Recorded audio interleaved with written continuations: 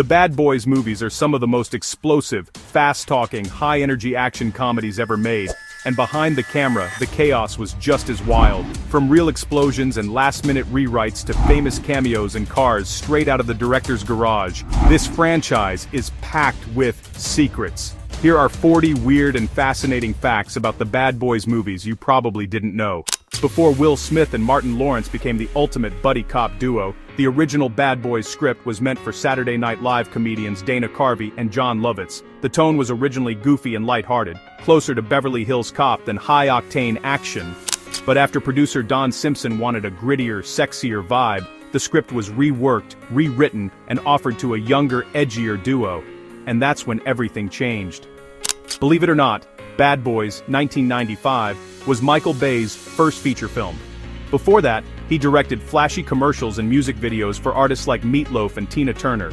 He used those same visual instincts to give Bad Boys its slick, sun-drenched Miami aesthetic. Fast camera moves, golden hour lighting, and explosions big enough to shake the seats. The original Bad Boys had only $19 million to work with, small for an action film even in the 90s. Bay was constantly told he couldn't afford certain shots, so he got creative, using real Miami streets, natural lighting, and handheld cameras to make it feel bigger than it was. When he needed a cool car, he brought his own. That slow-motion sequence of Will Smith running down the street with his gun, shirt open, camera circling, wasn't in the script. Michael Bay thought the movie needed a hero shot and told Smith, "Just run toward the camera, I'll make it epic."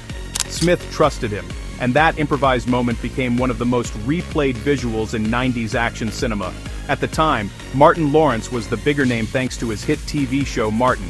He was the lead actor and main draw before Will Smith even joined the cast.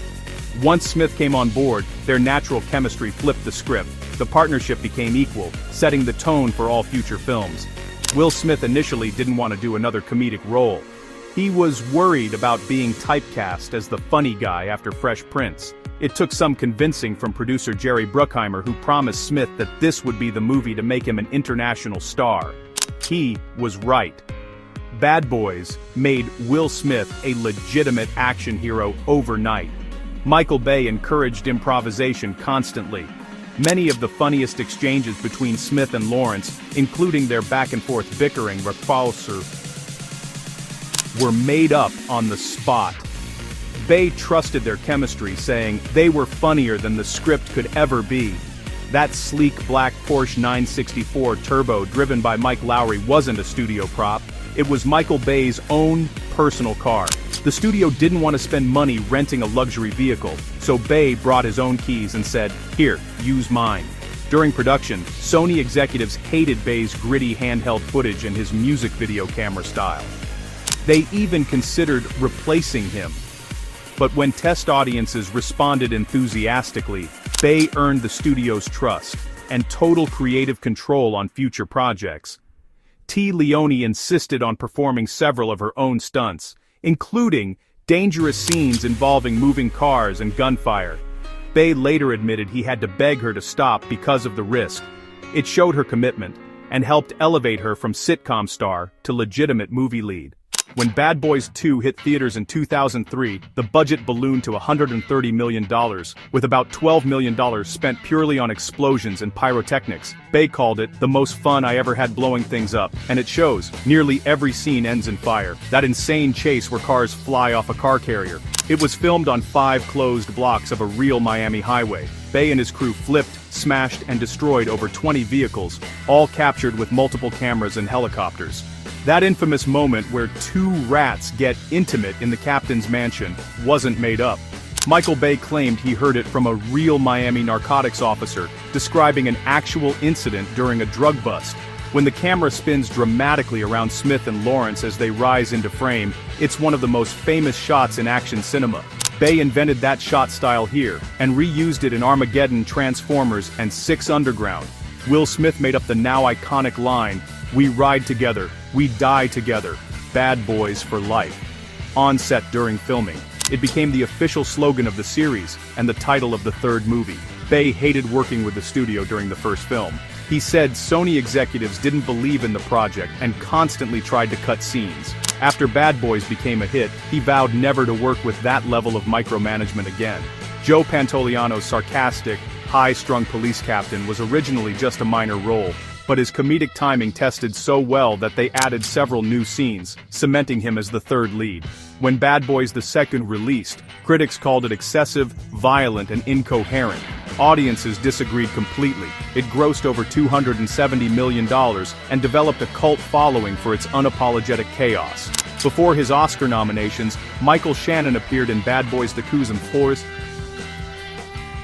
Amborin Komakfur, on migrant Klein Biden on the wine, on Maibus White, supremacist who sells corpses. It's one of his weirdest, creepiest roles ever. The climactic shootout at the drug lord's mansion was so complex it took 23 nights to film. The set was wired with hundreds of explosives and multiple camera rigs captured the destruction in real time. Bay put his dog in the movie. Michael Bay's dog Mason appears briefly in Bad Boys 2. Bay is known for sneaking his pets into his films as Easter eggs. The third movie took 17 years to happen. After Bad Boys 2, the film was trapped in development hell due to schedules and rewrites. Will Smith produced Bad Boys for Life. He finally took control and hired Belgian directors Adil El Arbi and Bilal Fallah, lifelong Bad Boys fans. The new directors asked Bay for permission to copy his style. Adil and Bilal called him directly, and Bay approved, even visiting the set. Michael Bay has a cameo. In Bad Boys for Life, Bay appears as the wedding MC, a quick, symbolic passing of the torch. Smith and Lawrence did their own driving, both trained for months with stunt drivers. I was scared out of my mind, but Will was loving it. The script changed daily. During Bad Boys for Life, pages were rewritten constantly with major twists added mid-shoot to raise emotional stakes. Smith and Lawrence's real friendship shines on screen. Off-screen, the duo have genuine brotherly chemistry and say they'd never make another Bad Boys film without each other. Bad Boys for Life became the franchise's biggest hit. The third movie earned $426 million worldwide, surpassing both predecessors combined. It was the last major blockbuster before the pandemic. Released January 2020, Bad Boys for Life topped the box office before theaters shut down.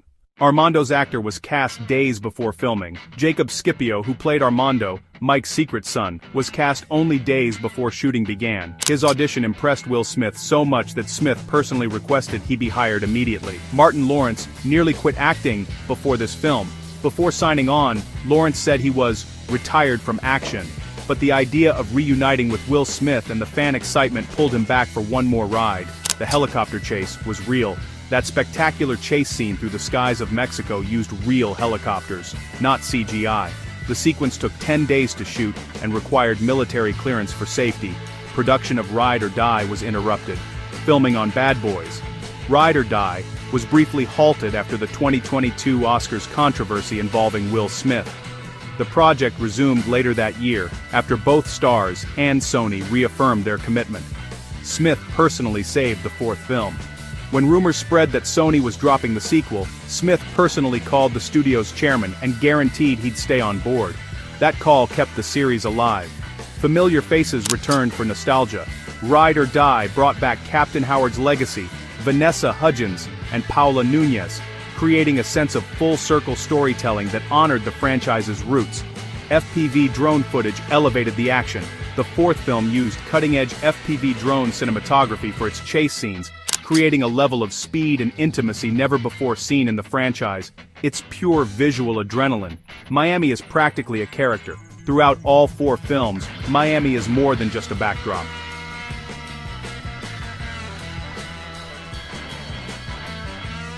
It's the beating heart of the story. The heat, the music, the color, and the danger all define the Bad Boys vibe. Michael Bay once said, "If you take away Miami, you take away the soul." The franchise grew deeper over time. What started as a flashy 90s buddy cop movie evolved into a long-term story about loyalty, aging, redemption, and brotherhood. The emotional stakes got higher, even as the explosions got bigger. Bad Boys for Life was meant for the fourth film. Ironically, Bad Boys for Life was originally intended to be the title of the fourth film, not the third. But the producers loved it so much, they used it early, leaving Ride or Die as the next best phrase for the finale. The Bad Boys franchise isn't just a series of explosive action comedies, it's a 30-year story of friendship, loyalty, and evolution in Hollywood itself. From its shoestring beginnings to becoming a billion-dollar legacy, Bad Boys has proven one thing: some partnerships never fade. If you enjoyed this deep dive into the Bad Boys universe, don't forget to like, subscribe, and hit that bell icon for more in-depth looks into your favorite movie franchises. Because, just like Mike and Marcus say, we ride together, we die together. Bad Boys for life.